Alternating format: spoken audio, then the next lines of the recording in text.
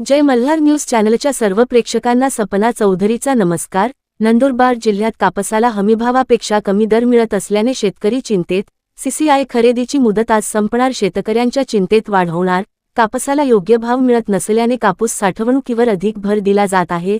CCI खरेदी केंद्राची मुदत वाढणार का, याकडे शेतकऱ्यांचे लक्ष। नंदुरबार जिल्ह्यातील कापूस उत्पादक शेतकऱ्यांसमोर सध्या मोठे संकट उभे राहिले आहे।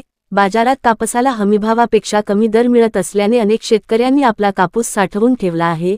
मात्र सीसीआयकडून कापूस खरेदीसाठी दिलेली मुदत आज संपणार असल्याने शेतकऱ्यांची चिंता आणखी वाढली आहे।